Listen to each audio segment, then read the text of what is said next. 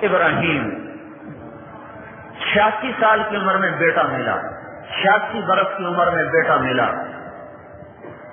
60 برس دعا مانگی ہوگی، تقریباً 20-22 برس کی عمر میں اگر شادی ہوئی ہوگی تو 60 برس دعا مانگی، اللہ بیٹا دے، اللہ بیٹا دے، اللہ بیٹا دے۔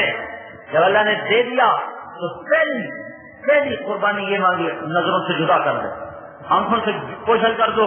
کہاں؟ دوسرے شہر نہیں، کالے پہاڑوں میں جہاں زندگی بھی کوئی نہیں۔ اچھا میرے مولا میں تیری رضا سے راضی ہوں، مکے میں چھوڑ کے آ گئے، تم واپس چلے جاؤ۔ جوان بیوی بوڑھی بیوی سے اللہ دیتا تو بوڑھی عورت کے تو جذبے ختم ہو جاتے ہیں، سارا سے بیٹا دیتا تو چلو وہ جنگل میں گزارے، تو نوجوان دوشیزہ اما ہماری 20-22 سال سے زیادہ عمر نہیں ہوگی ان کی، ساری جوانی پہاڑوں کے ساتھ گزروا دی۔ کیوں؟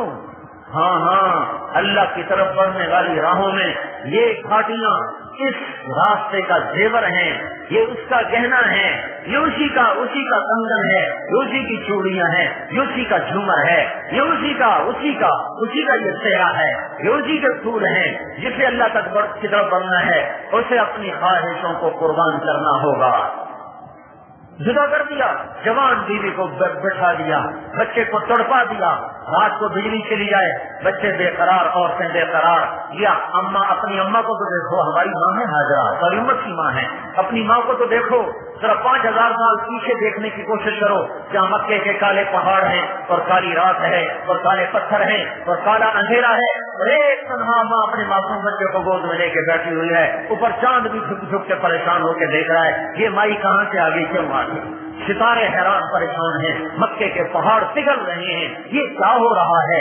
اس خاتون کو یہاں بٹھانے کی ضرورت کیا ہے؟ ہاں ضرورت ہے، اللہ کی طرف جانے والی راہیں انہی گھاٹیوں میں سے گزر کے جاتی ہیں۔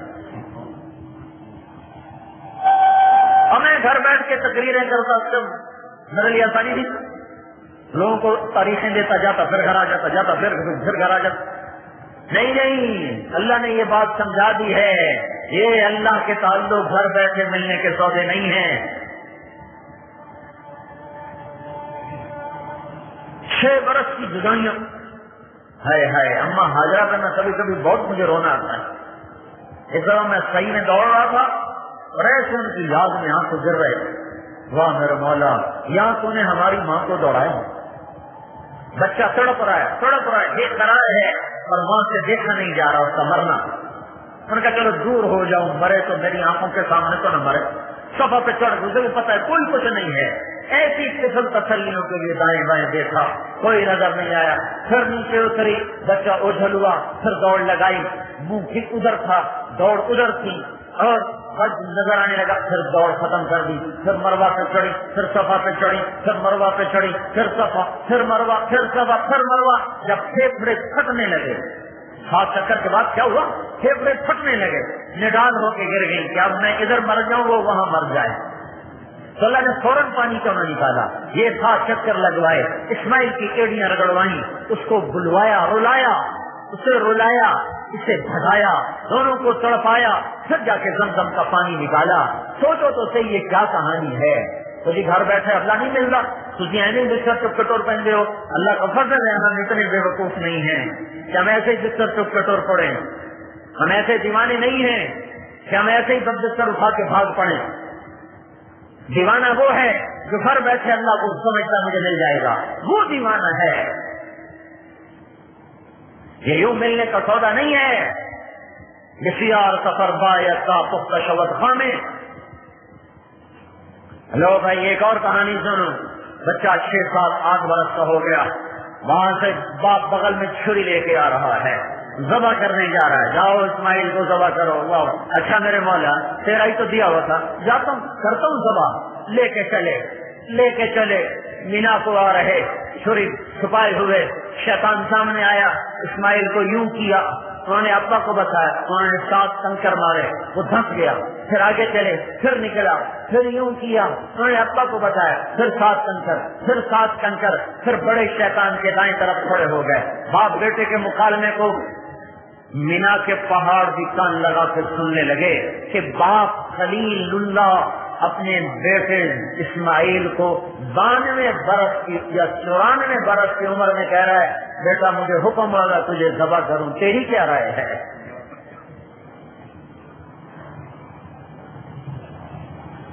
بیٹا بولا ابا جان افعل ما تؤمر، جو تیرے رب نے کہا تھا وہ کر دے، ستجدنی انشاءاللہ من الصابرین، تمہیں دیکھ لے گا میرا صبر۔ اور پھر کہا ابا جان اس میں کیا بات ہے گھبرانا، اگر میں مر گیا تو مجھے اللہ مل جائے گا، اللہ آپ سے زیادہ بہتر ہے، مجھے جنت مل جائے گی، جنت دنیا سے زیادہ بہتر ہے۔ پھر کیا کیا معصوم بیٹے نے ہے زمین آسمان کے بھی آنسو چھلک پڑے، اپنا کرتا اتارا اور اپنے ابا کو دیکھا ابا جان یہ میرا کرتا میری ماں کو دے دیں، وہ اس کو دیکھ دیکھ کر مجھے یاد کر لیا کرے گی، مجھے اپنے کرتے میں کفن دے دینا، میرا کفن اپنا کرتا بنا لینا، میرا کرتا میری ماں کو دے دینا، اور میرے ہاتھ پاؤں باندھ دو کہ تمہیں میرے ہاتھ پاؤں کی رگڑ سے تکلیف نہ ہو، مجھے صلہ للجمین، مجھے ماتھے کے بل لیٹاؤ اور نیچے سے چھری چلاؤ تاکہ نظروں سے نظریں چار نہ ہو۔ باپ 92 برس کے بڑھاپے میں معصوم تو پرائے بھی دل کو لگتے ہیں، جس کو 66 برس دعائیں مانگی ہوں اس کے ہاتھ باندھ رہا ہے، اس کے پاؤں باندھ رہا ہے، پھر اپنے گھٹنے کو اس کی کمر پہ رکھا ہے، چڑھ گئے کمر پر اور اس کے سر کے بال پکڑے اور اس کی گردن کو اوپر اٹھائے تو کہے میرے مولا اگر تو میرا امتحان لے رہا ہے تو مجھے اس میں قبول کر لے، اور اگر تو مجھ پر ناراض ہو گیا ہے تو میرے بچے کی قربانی کے تو سہل اپنی ناراضگی کو دور کر۔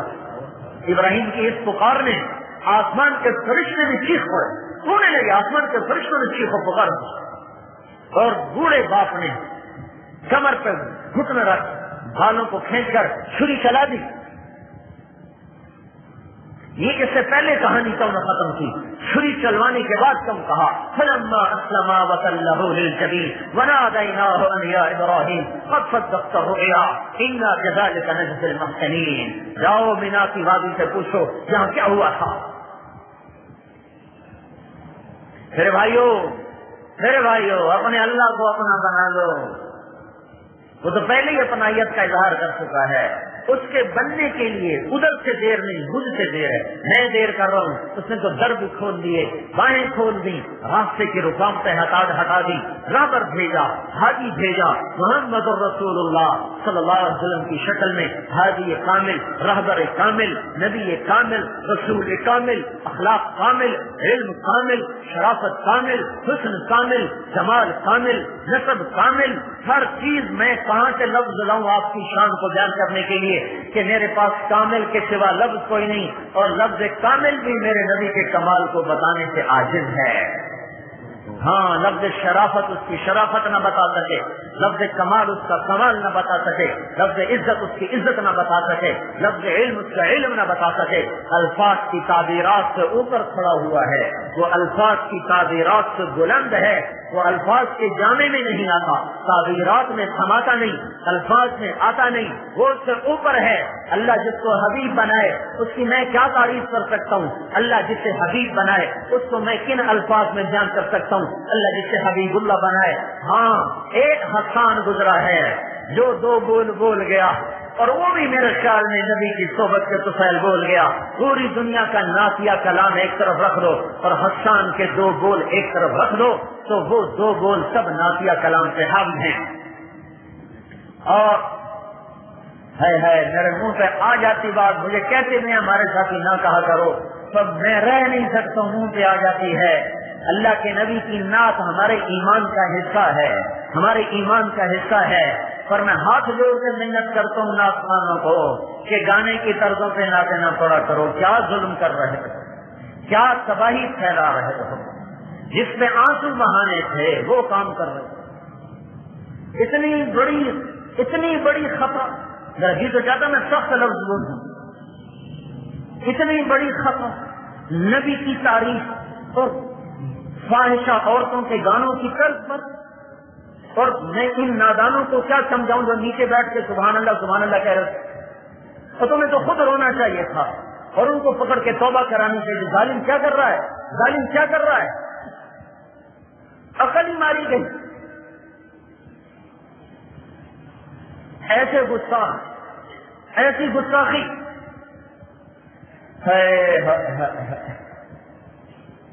جب میں گورنمنٹ کالج میں پڑھتا تھا، ہمارے فارسی کے پروفیسر تھے، میں نام نہیں بتاتا ہوں، تم ہوتے تھے ہر وقت. بڑے شاعر تھے. پھر ایک دن نشے میں بیٹھے ہوئے تھے تو لڑکوں نے بات چھیڑ دی کہ جی فیض کے بارے میں کیا کریں، اور صاحب لدھیانوی کے بارے میں کیا کریں، قتیل کے بارے میں کیا کریں، کمیونزم کے بارے میں کیا کریں. وہ بیٹھ سے بولتے رہے. شاعر اپنے سے بڑا تو کبھی کسی کو شاعر سمجھتا نہیں، اور جب شراب میں ہو پھر وہ کہتا شاید میں ہی خدا ہو جاؤں. تو نشہ ایسا ہوتا، وہ سب کی کاٹ کرتے گئے، یہ کل کا بچہ، یہ کل کا بچہ، یہ تو کچھ آتا ہی نہیں. تو بیچ میں ایک نے شوشہ چھوڑ دیا، محمد رسول اللہ کے بارے میں آپ کا کیا خیال ہے؟ تو جو ایسے آنکھیں سنو ایک دم ایسے کھل گئی، اور جام ہاتھ میں تھا، وہ اس کے سر میں دے کے مارا اور زور زور سے رونا شروع کر دیا. کہ ظالم ایک ہی تو سہارا بخشش کے لیے پھرتا ہوں، اس پر بھی میری بد زبان کھلوانا چاہتا ہے. اور اتنا روئے کہ ہچکی لگ گئی. صرف 30 برس پہلے کی بات بتا. تو اتنا علم ختم ہو گیا کہ منبر و محراب سے گانوں کی طرز پہ نعت خوانی ہوتی ہے. یہ دیکھو حسان کی نعت خوانی، وَأَحْسَنَ مِنْكَ لَمْ تَرَ قَطُّ عَيْنِي وَأَجْمَلَ مِنْكَ لَمْ تَلِدِ النِّسَاءُ خُلِقْتَ مُبَرَّأً مِنْ كُلِّ عَيْبٍ كَأَنَّكَ قَدْ خُلِقْتَ كَمَا تَشَاءُ. یہ وہ تخیل پیش کیا ہے حسان نے جو کوئی شاعر نہیں بعد میں. کیا رومی کیا جامی کچھ بھی نہیں ہے اس دو شعر کے سامنے. کیا کہہ رہے ہیں؟ تیرے جیسا حسین میری آنکھ نے نہیں دیکھا، تیرے جیسے جمال والا کسی ماں نے نہیں جنا، تو ہر عیب سے پاک پیدا ہوا. آخری جملہ ہے اس سارے مضمون کی جان، جس پر میں کہتا ہوں کہ ایسا کلام کوئی نہیں آج تک کہہ سکا.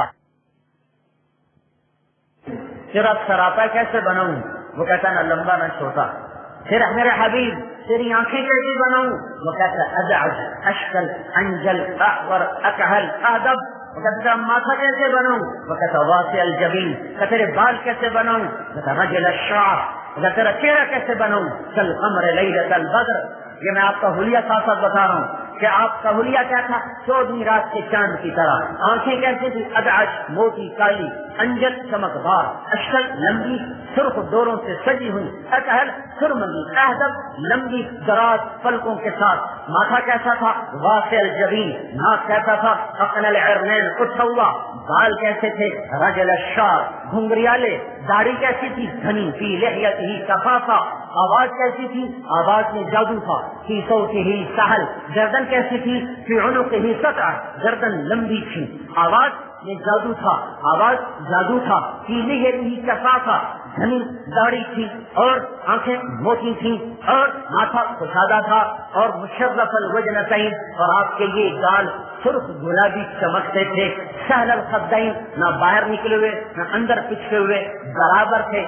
ذلیع الفم، آپ کے ہونٹ جیسے کسی نے گھڑ گھڑ کے بنائے ہوں، تراشے ہوئے، بڑے خوبصورت. اور مفلج الاسنان، اوپر کے نیچے کے 4 دانتوں میں تھوڑا تھوڑا خلا تھا. براق سنایا، جب یوں آپ دانت آپ کے کھلتے تھے مسکراتے ہوئے تو آپ کے دانتوں سے نور اٹھ کے نکل کے دیواروں پہ پڑتا دکھائی دیتا تھا. ایسے نور، ایسے دانتوں سے نور نکلتا تھا، دانتوں سے نور نکلتا تھا، ایسے نکلتا تھا. یتلألأ وجهه تلألؤ القمر لیلۃ البدر. 14ویں رات کے چاند کی طرح آپ کا چہرہ گول تھا، چمکتا تھا. جابر بن سمرہ فرماتے ہیں اوپر 14ویں کا چاند تھا اور مسجد میں مدینے کا چاند تھا، اور 2 دھاری سرخ دھاری دار چادر اڑے آپ بیٹھے ہوئے تھے. گرد میں ہلکا لگا ہوا تھا، اوپر ستاروں کا ہلکا، نیچے صحابہ کا ہلکا، اوپر چاند کی روشنی، نیچے 2 جہان کے چاند کی روشنی. کا جابر بن سمرہ فرماتے ہیں میں کبھی ادھر چاند کو دیکھتا، کبھی آپ کے چہرے کو دیکھتا، کبھی ادھر دیکھتا، کبھی آپ کا چہرہ دیکھتا تو مجھے آپ کا چہرہ چاند سے زیادہ حسین نظر آ رہا. واسع الجبین، اقنع العرنین، اٹھا ہوا ناک. اونچا نہیں، اٹھان کی طرف. یہ جگہ اٹھی ہوئی تھی، یہاں یہ باریک، یہاں اٹھا ہوا. لہو نور یعلوہ، یہاں ایک نور تھا جیسے جگمگ کرتا رہتا تھا. اور خافض الطرف، آپ کی آنکھیں ہمیشہ جھکی رہتی تھی، کبھی آنکھ اٹھا کے مجمع میں نظر نہیں دوڑائی. عورتوں تو عورتیں ہیں، آپ نے مردوں کو بھی آنکھ اٹھا کے نہیں دیکھا. کہاں چلی گئی حیا؟ ہے میں کہاں سے خرید کے لاؤں، کہاں سے عثمان کو بلاؤں جو آ کر حیا کی چادر پہنا دے مردوں اور عورتوں کو. لٹ گئے ہم، لٹ گئے، پٹ گئے. بے حیائی تہذیب بن گئی، بے حیائی تہذیب، بے پردگی تہذیب، ناچ گانا ثقافت. یا اللہ یا اللہ، اتنا بڑا زندگی کا جھوٹ، اتنا بڑا جھوٹ. حیا، نظریں جھکی. جب آپ نظر اٹھاتے تھے تو کوئی آپ کی طرف دیکھ نہیں سکتا، سب کی نظریں یوں ہو جاتی.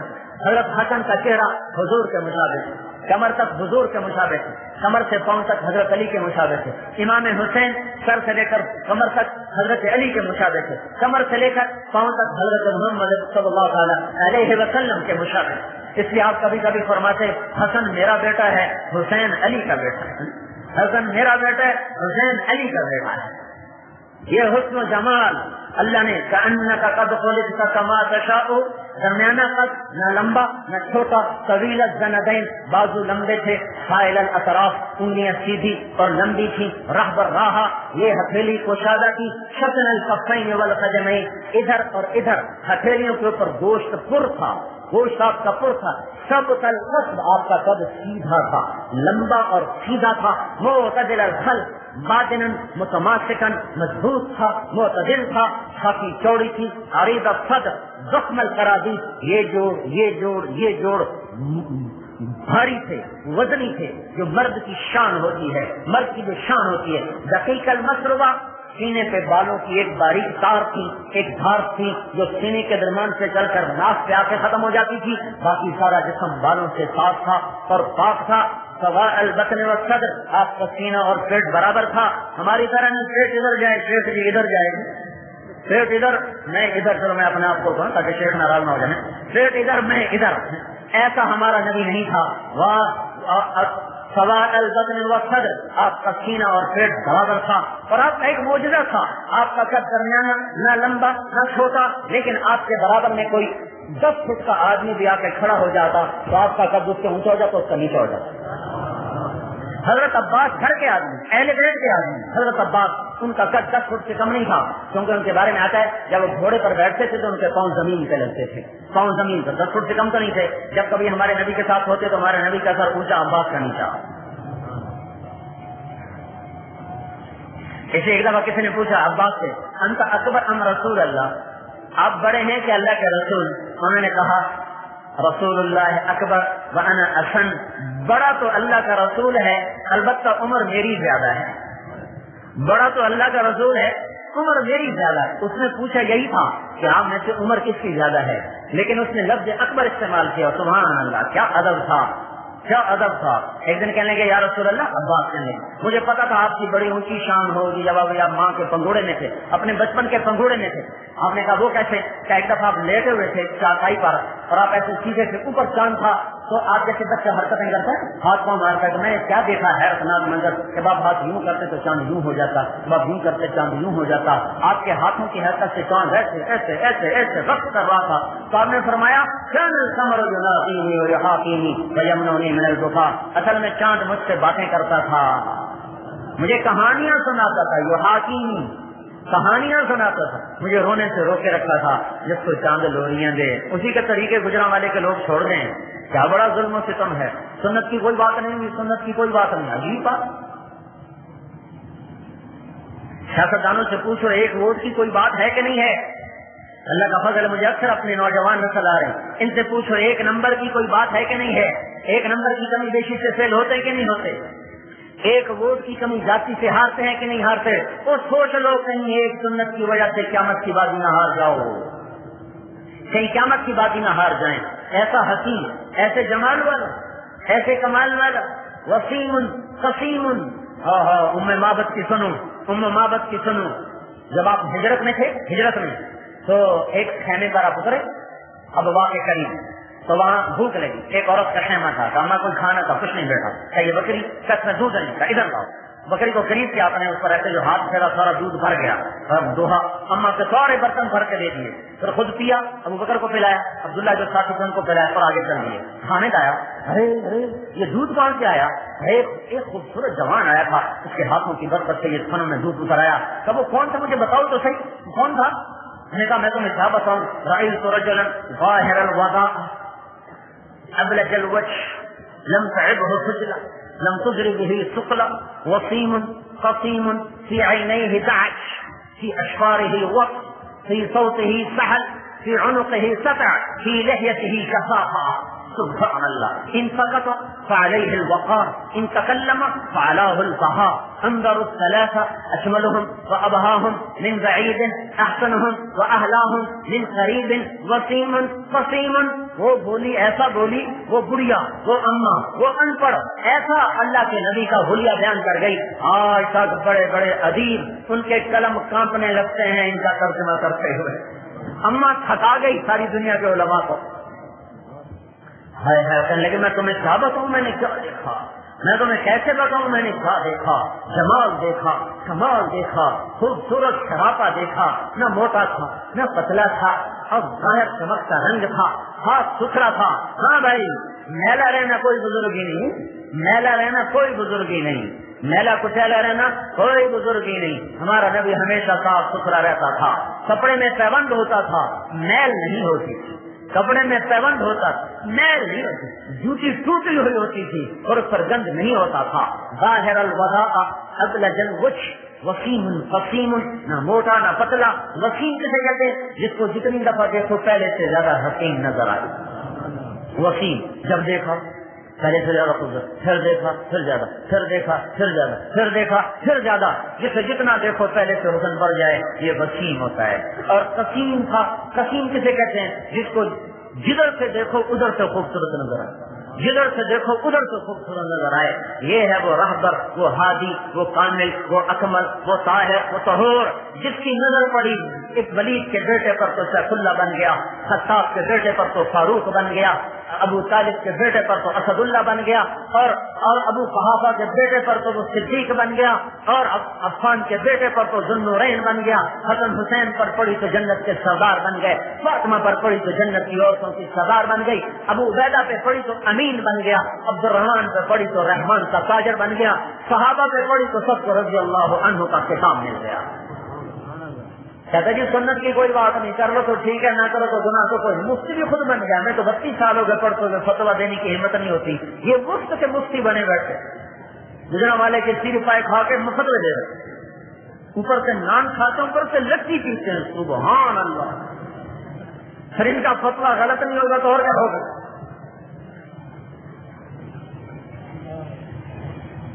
تو بھائیو، حضرت یہ ہے میرے نبی کا سراپا۔ تو میں بات ہی کر رہا تھا، تخیل عجیب دیا حسان نے، جیسے اللہ پوچھ رہا میرے نبی تجھے کیسا بناؤں، تجھے کیسا بناؤں، تجھے کیسا بناؤں، تو جیسے کہے گا میں تجھے ویسا بناؤں گا۔ یہ ہے اس میں وہ پرواز جس کو بعد میں کوئی شاعر نہیں پہنچ سکا۔ بنایا اللہ نے اپنی مرضی سے، اور بنایا اللہ نے اپنی مرضی سے بنایا، اپنی کمال سے بنایا، اپنے علم سے بنایا، لیکن جو تعبیر دینا حسان ہے کمال کر حد ہو۔ تو میرے بھائیو اس کے سانچے میں آؤ نا۔ میں یوں کہتا ہوں ایسے نظر آؤ جیسے پولیس والا، اس کو دیکھ کے پتہ چلتا ہے پولیس مین کھڑا ہے، جیسے فوج والا اس کو دیکھ کے پتہ چلتا ہے فوجی کھڑا ہے۔ ایسے نبی کی غلامی میں آؤ کہ آپ کو دیکھتے ہی پتہ چلے وہ محمدی کھڑا ہے، وہ محمدی عورت کھڑی ہوئی ہے، وہ محمدی عورت کھڑی ہوئی ہے، اس کا تو کوئی جسم کا حصہ نظر نہیں آ رہا، یہ محمدی عورت ہوگی، یہ بازار کی عورت نہیں ہو سکتی۔ یہ صفات، یہ وہ نبی کامل اکمل ہے جس کی زندگی کو لے کر ہم دنیا میں پھرنے کی دعوت دے رہے ہیں۔ اس کے اخلاق کے ساتھ پھرو، اس کی عبادات کے ساتھ پھرو، مسجدوں کو نمازوں سے بھر دو۔ آج اللہ ناراض ہو چکا ہے، دیکھتے نہیں ہو باطل کٹھا ہو چکا ہے، کوئی علاج نہیں سوائے سجدے میں سر رکھنے کے، کوئی گزرا والا میں بے نمازی نہ رہے، کوئی ماں باپ کا نافرمان نہ رہے، کوئی عورت بے پردہ نہ رہے۔ ماں کی دعائیں لے لو، باپ کی دعائیں لے لو، پڑوسیوں کی دعائیں لے لو، معاف کرنا سیکھو، درگزر کرنا سیکھو۔ میرے بھائیو، میں آپ کو عزتوں تک جانے کا راستہ بتا رہا ہوں۔ اللہ کے نبی نے فرمایا جو معاف کرے گا اللہ اس کی عزت بڑھا دے گا، جو معاف کرے گا اللہ اس کی عزت بڑھا دے گا. یہ وہ راستہ ہے جس سے عزتیں ملیں گی. خود اپنے نبی کی معافیاں سن لو. چچا کے قاتل کو معاف کر دیا. میں حیران ہوتا ہوں کہ آپ نے کتنا بڑا ظرف لیا. حضرت ام سلمہ سے آپ نے فرمایا دروازے پہ پہرا تو ایک فرشتہ آ رہا ہے جو آج سے پہلے کبھی نہیں آیا. تو انہوں نے دروازے پہ کھڑا کر کے پھر اندر بیٹھ گئے. تھوڑی دیر ہوئی تو حضرت حسین آئے کہیں سے کھیلتے ہوئے. انہوں نے دیکھا کہ اللہ کے نبی اندر ہیں. انہوں نے اندر جانا چاہا. حضرت ام سلمہ نے روکا. ہاتھ چھڑا کے اندر بھاگ گئے.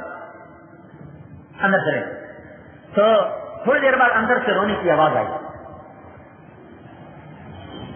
حضرت ام سلمہ رہ نہ سکی, اندر گئی. کیا دیکھا اپنے حضرت حسین کو سینے سے لگایا ہوا اور زاروں قطار رو رہے. ہم نے کہا یا رسول اللہ کیوں رو رہے ہیں؟ کہا یہ فرشتہ جو آیا تھا مجھے بتا گیا ہے کہ میرے اس بچے کو میری امت شہید کر دی اور مجھے اس کی مٹی دکھائی جہاں اس کا خون گرایا جائے گا. حضرت علی رضی اللہ تعالیٰ عنہ صفین کی لڑائی میں جا رہے تھے تو جب اس میدان سے گزرے کہ صبرا ابا عبداللہ صبرا ابا عبداللہ صبرا ابا عبداللہ ابو عبداللہ صبر ابو عبداللہ صبر. تو لوگوں نے پوچھا کیا کہہ رہے ہیں؟ کہ یہ وہ زمین ہے جہاں میرے بیٹے کا خون گرایا جائے گا. لیکن میں اس کو کہہ رہا ہوں صبر کرنا صبر کرنا صبر کرنا. اور ابو عبداللہ کے بعد عبداللہ آپ کے سب سے چھوٹے بیٹے تھے. سب سے چھوٹے بیٹے جب ساری اولاد کٹ گئی 23 گھر کے فرد تھے باقی دوسرے تھے. ہے تو آخری بچہ عبداللہ رہ گیا. تو اس کو بلا کے گود میں بٹھایا اور اسے پیار کر رہے تھے اور وہ بے قرار تھا. رات بھی تھی, شدت بھی تھی. اس کو تسلی دے رہے تھے اور اس کو وصیت کر رہے تھے کہ اچانک حرملہ بن کامل ایک ملعون شخص تھا, اس کا سنسناتا ہوا تیر آیا اور اس معصوم عبداللہ کے گلے کے پار ہو اور اس کی پیاس اس کے اپنے خون جگر سے بجھی. فرض حسین نے خون اپنے لے لیا دونوں ہاتھوں میں, پھر آسمان کی طرف اٹھا دیا کہ اللہ میں ایسے بھی تجھ سے راضی ہوں, تو ہی سمجھے گا. اتنے عجیب واقعہ میں پڑھ نہیں سکتا ہوں. اور اللہ کے نبی نے ان کے لیے بددعا نہیں کی. یہ بتانا یہ چاہتا تھا ان کے لیے بھی بددعا نہیں کی, ان کے لیے بھی بددعا نہیں کی. اتنے بڑے ظرف رکھنے والا نبی, اتنے بڑے حوصلوں والا نبی, معاف کرنا دیکھو تو اس کا معاف کرنا کیسا ہے. اپنی اولاد کے ساتھ یہ کرنے والوں کو دنیا میں ان کے لیے کوئی بددعا نہیں. اللہ کی اپنی گرفت ان کے خلاف چلی, اللہ کے نبی کے ہاتھ نہیں اٹھا ان کی بددعا کو. اور جس دن شہید ہوئے حضرت حسین پر سلمان کوئی نہیں تھی. خواب میں دیکھا سر میں مٹی, جسم پہ مٹی, گاڑی میں مٹی, ہاتھ میں بوتل, اس میں خون. یا رسول اللہ کیا ہوا؟ حضر تو مقبلہ حسین کی موت دیکھ کے آ رہا ہوں, یہ اس کا خون ہے اور اس کے ساتھیوں کا خون ہے. میں قیامت کے دن اللہ کے دربار میں یہ ضرور پیش کروں گا. لیکن ان کے لیے دنیا میں بددعا کے لیے ہاتھ نہیں اٹھایا. اس نبی کے ماننے والے سگے بھائی آپس میں بولتے نہیں. تو کیوں نہیں بولتے ہو کہ میرا دکان کا جھگڑا ہے, میرا پیسے کا جھگڑا ہے, رشتے کا جھگڑا ہے, اور نہیں صرف باتوں کا جھگڑا. مجھے یہ کہا تھا اللہ کے واسطے معاف کرنا سیکھو. اللہ کے واسطے جو اپنی اولاد کے قاتلوں کو معاف کر دے, ہم اس کے امتی ہیں. جو چچا کے قاتل حمزہ جن کے موت پر شہادت پر آپ اتنا روئے کہ آپ کی ہچکی لگ گئی, ہچکی, اور آپ نے زندگی بھر کسی کا ایسا جنازہ نہیں پڑھا ہے جیسے حمزہ کا 70 دفعہ جنازہ پڑھا ہے. جب اس کا قاتل آیا تو آپ نے اس کو بھی معاف کر دیا. جاؤ معاف. حنین کی لڑائی میں تلواریں چل گئی, شکست ہو گئی, پھر فتح ہوئی. 6000 قیدی پکڑ کے آئے گئے, 6000 قیدی, اور آپ ان کو تسلیم نہیں کر رہے کہ شاید وہ آ کے معافی مانگے, میں سب کو چھوڑ دوں. ہفتہ گزرا, 2 ہفتے گزرے, 20 دن گزر گئے, 25 دن گزر گئے, وہ معافی مانگنے نہیں آئے. آپ نے کہا تو آتے ہیں, آپ نے تقسیم کر دی. تقسیم کیا تو وہ پہنچ گئے. یا رسول اللہ, یا رسول اللہ, ہم تو آپ کی خدمت میں آئے ہیں. آپ تو یہ بنو سعد جو تھے نا, یہ بھی حوازن کے ساتھ تھے. ہم تو آپ کے ساتھ رشتہ رکھتے ہیں حلیمہ والا. آپ نے کہا میں تو تمہارے انتظار میں 25 دن بیٹھا رہا کہ تم آؤ میں معاف کر دوں. آپ نے تقسیم کر چکا ہوں، اب میں تمہارے لیے ہیلا کرتا ہوں. سبحان اللہ، ہیلا ہو رہا ہے کس کے لیے؟ دشمن کے لیے. دشمن کے لیے ہیلا ہو رہا ہے. اور تم صبح آنا فجر کی نماز میں کھڑے ہو کر معافی مانگنا. تو فجر کی نماز پڑھا کے بیٹھے تو وہ کھڑے ہو گئے، یا رسول اللہ ہمیں معاف کیا جائے. تو آپ بولے ہاں بھائی ایک چیز لے لو، میں پیسہ بھی تقسیم کر چکا ہوں، کیونکہ اس میں 40,000 اونٹ، 24,000 اونٹ، 40,000 بکریاں اور 1,40,000 اوقیہ چاندی، یہ مال غنیمت میں آئی تھی، وہ تقسیم کر دیا آپ نے. اب ایک لے لو، غلام اپنے قیدی لے لو یا پیسے لے لو. وہ کہنے کہ ہم پیسے نہیں لیتے، ہم اپنے قیدی لیتے ہیں. آپ نے کہا اچھا بھائی میرے قیدی، میرے خاندان کے جو قیدی ہیں وہ سب تمہیں واپس کرتا ہوں. باقی بھائی سوچ لیں. زبان اب آپ کو سوچے گا تو باقی بھائی سوچ لیں کہ میرے قیدی اور میری آل کے قیدی سب تمہیں ہدیہ. باقی بھائی سوچ لیں دشمن کے لیے تدبیر کی جا رہی ہے. ہاں ہم سگے بھائیوں کو گرانے کے چکر میں، خون کے رشتوں کو توڑنے کے چکر میں، وہ دشمنوں کو نوازنے کے چکر میں.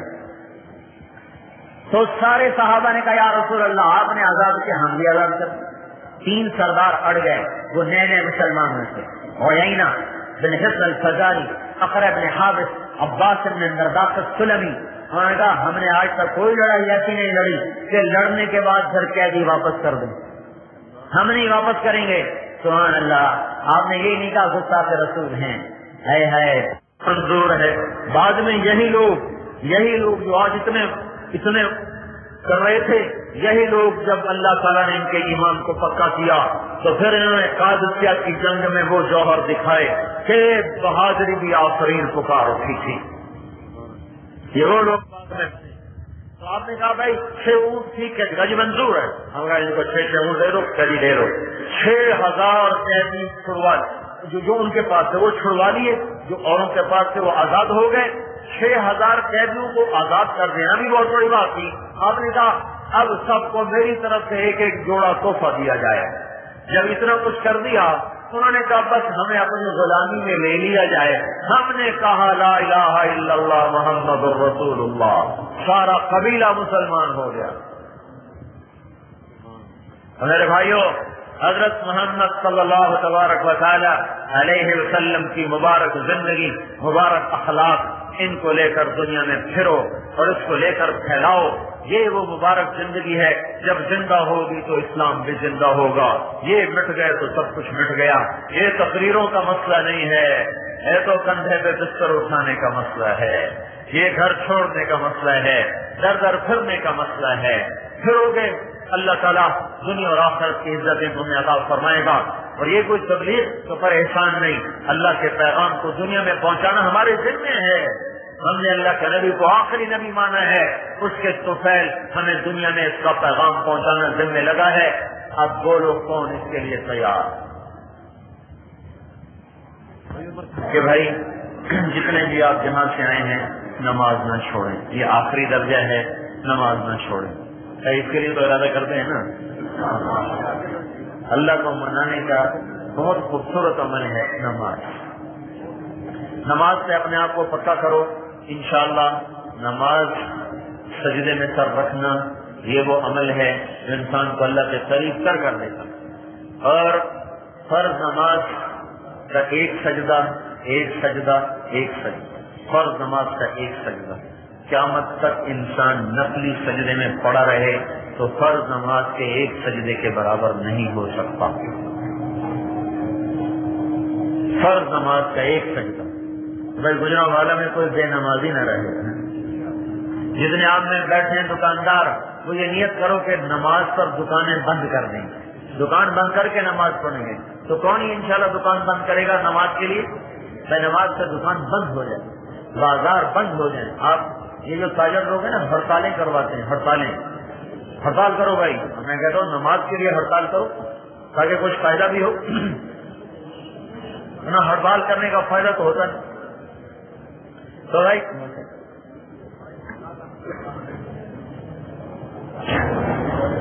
میری گزارش یہ ہے کیا بدلا عورتیں گھر میں نماز پڑھیں، پردے کو رواج دیا جائے. بے پردگی اسلام میں کوئی گنجائش نہیں. جا کے دیکھو یورپ کی عورت نے پردہ اتار کے جتنا دکھ پایا ہے، وہ ماں کا روپ اس کا ختم، بہن کا روپ ختم، بیٹی کا روپ ختم، اور چاچی کا روپ ختم، دادی کا روپ ختم، ساس کا روپ ختم، خالہ کا، پھوپھی کا۔ یورپ کی عورت کا کوئی روپ نہیں سوائے معشوقہ کے، سوائے محبوبہ کے۔ اس کا بیوی کا روپ بھی اس کا ختم ہو چکا ہے، اور جو ہی اس کی عمر ڈھلی، اسی وقت وہ ٹیشو پیپر کے استعمال شدہ ٹیشو کی طرح اٹھا کے پھینک دی جاتی ہے، اور اس کا کوئی پرسان حال نہیں ہوتا۔ اپنی عورتوں کو کہو تم خدیجہ کی بیٹیاں بنو، تم عائشہ کی بیٹیاں بنو، تم فاطمہ کی بیٹیاں بنو، مغرب کی ننگی عورت کی بیٹی نہ بنو، مغرب کی ننگی عورت کے پیچھے نہ چلو کہ لباس مختصر ہوتا چلا جائے۔ یہ کون سی تہذیب ہے، یہ کون سی شرافت ہے؟ حضرت فاطمہ نے تو یہ کہا تھا، اسماء بنت امیس سے کہا میں مرنے لگی ہوں تو کوئی ایسا انتظام کرو کہ میرے وجود، میرے قد قامت کا بھی کسی کو پتہ نہ چلے، تو یہ نہ کہتا پھر نبی کی بیٹی کا قد لمبا تھا، چھوٹا تھا، تو اس کا انتظام کرو۔ تو انہوں نے کہا کہ مجھے پتا ہے، وہاں میں حبشہ میں تھی تو وہاں جب عورتوں کو دفن کرتے تھے تو اس کے اوپر لکڑیاں گول کمان کی شکل میں لگا کر خیمہ سا بنا دیتے تھے، اوپر چادر ڈال دیتے تھے، تو پھر نیچے پتہ نہیں چلتا تھا کہ عورت لمبی ہے، پتلی ہے، موٹی ہے، چھوٹی ہے، کہ نا بس ٹھیک ہے، جب میں مر جاؤں تو میرے اوپر ایسا ہی سائبان بنا دینا تاکہ کوئی میرا سراپا بھی نہ دیکھ سکے۔ اس مقدس ماں کی بیٹیاں بننے کے ترغیب دو اپنی عورتوں کو۔ مغرب کی ننگی عورت کے پیچھے چل کر وہ عورتیں بھی برباد ہو گئی کہ یہ نہیں برباد ہوں۔ میرے بھائیوں، کبھی عورت کا ایک روپ بھی، کبھی وہ بیٹی بھی ہوتی ہے، وہ بہن بھی ہوتی ہے، وہ بیوی بھی ہوتی ہے، وہ ماں بھی ہوتی ہے، وہ ساس بھی ہوتی ہے، وہ دادی بھی ہوتی ہے، وہ خالہ بھی ہوتی ہے، وہ پھوپھی بھی ہوتی ہے۔ یہ سارے روپ ہیں۔ جب وہ بیٹی ہوتی ہے تو ماں کی گود ہوتی ہے، باپ کا سایہ ہوتا ہے۔ جب وہ بہن ہوتی ہے تو بھائیوں کا مضبوط اس کے گرد حصار ہوتا ہے۔ جب وہ بیوی بنتی ہے تو ماں باپ خود عزت کے ساتھ اسے اپنے ہاتھوں سے ڈولی میں بٹھاتے ہیں اور باعزت طریقے کے ساتھ اوروں کے گھر میں خامد کے اسے حوالے کرتے ہیں۔ جب وہ بیوی بنتی ہے تو ایک وفادار شخص جو اپنی شہوت کو صرف اپنی بیوی کے لیے حلال کر دیتا ہے، اوروں سے اپنی آنکھیں بند کر لیتا ہے۔ ایک واقعہ یاد آیا، ایڈنبرا میں ایک جماعت میں مغرب کی نماز پڑھی پارک میں، تو یہ ہمارا ایک اشفاق احمد رائٹر ہے، ڈرامے وغیرہ لکھتا ہے، اسی نے مجھے سنایا، میری اس سے بات ہو رہی، اس نے مجھے بتایا کہ میں اور میری بیوی پتہ نہیں بانو نام بتا کے کیا نام بتایا، کہ میں اور میری بیوی ہم دونوں وہاں بیٹھے تھے تو انہوں نے آ کے نماز شروع کر دی، لڑکیاں اکٹھی ہو گئی۔ جب انہوں نے سلام پھیرا تو ایک لڑکی آگے اس کے بات کرنے کو چلی، تو میں نے بیوی سے کہا بانو آؤ ان کی بات سنیں، شاید یہ انگریزی نہ جانتے ہو تو میں ترجمہ کر دوں گا۔ جب وہاں پہنچے تو وہ لڑکی کہہ رہی تھی تم انگریزی جانتے ہو جس نے نماز پڑھائی؟ کہا میں جانتا ہوں۔ کہ تم نے کیا کیا ہے؟ کہ ہم نے عبادت کی ہے۔ وہ لڑکی نے کہا آج تو اتوار نہیں ہے، یہ کون سی عبادت ہے؟ کہا مسلمان دن میں 5 دفعہ عبادت کرتے ہیں۔ میں نے کہا یہ تو بہت زیادہ ہے دن میں 5 دفعہ۔ تو انہوں نے کہا دن میں 5 دفعہ جسم کو کھانا کھلاتے ہیں، 5 دفعہ اس کی عبادت کرتے ہیں، تو کام برابر کا ہے۔ تو رب اور ایسی کو بات چیت ہوئی، وہ کہنے کہ ٹھیک ہے، بڑی مہربانی، اس نے ہاتھ بڑھایا مسافہ کرنے کے لیے۔ میں نے کہا مجھے معاف کرنا، میرا یہ ہاتھ میری بیوی کی امانت ہے، یہ اور کسی عورت کو لگ نہیں سکتا۔ تو اس لڑکی کی چیخ نکلی اور زمین پہ گر گئی اور اس کی ہچکیاں لگ گئیں، اور اس نے کہا کتنی خوش قسمت ہے وہ عورت جس کا طوفان ہے، کاش مغرب کا مرد بھی ایسا ہو۔ اور پھر روتی ہوئی آنکھوں پوچھتی اٹھ کے چلی۔ تو آج کے نادان ہماری بیٹیوں کو مغرب کی بیٹی بنانا چاہیے، اور یہ بھی بھول پن میں گزر جا رہی ہیں، انہیں کیا خبر کہ کتنی بڑی تباہی ہے بے پردگی کے اندر۔ صرف ایک روپ رہ جائے گا محبوبہ کا، باقی سب روپ ڈوب جائیں گے۔ اور اسلام تو بیٹی کو اور مقام دیتا ہے، بہن کو اس سے زیادہ، بیوی کو اس سے زیادہ، جب ماں بن جائے تو اس کو اس سے زیادہ مقام دے دیتا ہے، اس کے قدموں تلے جنت بنا دیتا ہے، دادی بن جائے اس سے اور زیادہ مقام بنا دیتا ہے۔ جوں جوں رشتہ بڑھتا ہے، عمر بڑھتی ہے، توں اللہ اس کا تقدس بڑھاتا چلا جاتا ہے۔ ایک باطل کی زندگی نے، باطل علم نے ہمارا ستیہ ناش کیا۔ کہ میرے بھائیوں اپنی عورتوں کو سمجھاؤ کہ فاطمہ اور عائشہ کی بیٹیاں بنے، مغرب کی بیٹی نہ بنے، اور تم بھی خالد کے بیٹے بنو، ابو بکر عمر کے بیٹے بنو۔ آج کے مغرب کے پاگل نوجوان کے پیچھے مت چلو، ان کے سامنے تو آخرت نہیں، ہمارے سامنے تو آخرت۔ بھائی نماز زندہ کرو، معاف کرو، درگزر کرو، جن کو اللہ نے رزق دیا ہے زکات دو، غریب کو پیسہ پہنچاؤ۔ آج دنیا بڑی غربت کا شکار ہے۔ میں دنیا میں میرا ایس ایس سی دوست تھا، ایس ایس سی پورے ضلع پر جو حکومت کر رہا ہے، مجھے کہنے لگا 15 دن کے بعد میرے اوپر زکات واجب ہو جاتی، میرے اوپر زکات لگتی ہے 15 دن کے بعد۔ جب 15 دن میں میری تنخواہ ختم ہو جاتی، میرے پاس ایک پیسہ نہیں ہوتا، اس وقت میں زکات کا حقدار ہوتا ہوں۔ حلال کا یہ امتحان ہے۔ حرام والا ایسے شاید کروڑوں کما لے، یعنی اب یہ دونوں قبر میں جائیں گے تو پھر اس کی دیانت کی شان دیکھنا اور اس کے ظلم و ستم کی پھر تاریخ رات دیکھنا۔ جو زکات دو، زکات سے بڑھ کے دو۔ زکات دینے والا سخی بھی نہیں اور بخیل بھی نہیں۔ جو آدمی زکات دیتا ہے اس کو بخیل نہیں کہتے، سخی بھی نہیں کہتے۔ جو زکات نہیں دیتا وہ تو برباد ہو گیا، اس کے عمر حج نمازیں اس کے دوزخ سے بچا نہیں سکیں گے۔ ہاں، زکات دینے سے بخیل رہا نہیں، سخی بنا نہیں۔ ہاں، اگر 2.5 روپے کے بجائے 3 روپے دے دے تو سخی ہو گیا۔ اگر سخی ہو گیا تو اللہ کا محبوب ہو گیا، اللہ کا قریب ہو گیا، جنت الفردوس کا وارث بن گیا۔ تو اپنے عورتوں نے، بچوں نے اپنے اندر خرچ کرنے کی عادت ڈالو، سخی بنو، سخی بنو، جمع کر کے خوش نہ ہو، خرچ کر کے خوش ہو، جھگی پھوک تماشا دیکھ کرو۔ دیکھو اللہ کے خزانے کیسے کھلتے ہیں، اس کو ایک دو تمہیں 10 دے، اسے ایک دو تمہیں 10 دے۔ تو زکات کی عادت ڈالو اپنی زندگی۔ اللہ نے رزق دیا ہے تو نمائش نہ کرو، نمائش نہ کرو، نمائش نہ کرو۔ آسائش کی اجازت ہے، نمائش زیبائش سے اپنے آپ کو۔ جس ملک میں لاکھوں بچے رات کو بھوکے سوئیں، اس ملک میں 70 لاکھ کی گاڑی پہ بیٹھنا بڑی زیادتی ہے، بڑی زیادتی ہے۔ انسانیت، انسانی ہمدردی کے خلاف میں حرام نہیں کہہ رہا ہوں۔ حرام ایک آدمی کا حلال پیسہ ہے اور وہ لگا دیتا ہے تو اس کو میں حرام نہیں کہہ رہا ہوں، تو انسانیت سوز ضرور کہہ رہا ہوں کہ معلوم ہوتا ہے کہ سینے میں دل کوئی نہیں ہے، کوئی پتھر کا ٹکڑا رکھا ہوا ہے۔ یہ 10 لاکھ کی گاڑی پہ بھی بیٹھ سکتا ہے، وہ بھی اتنا ہی کام کرے گی جو 70 لاکھ کی گاڑی کرے گی۔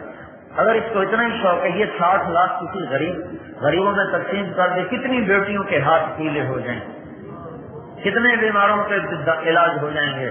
کل اللہ اس کے لیے خود جنت کی سواریاں لے کے کھڑا ہوگا، آ جاؤ اب مانگ، کون سی سواری مانگتا ہے، اب مانگ۔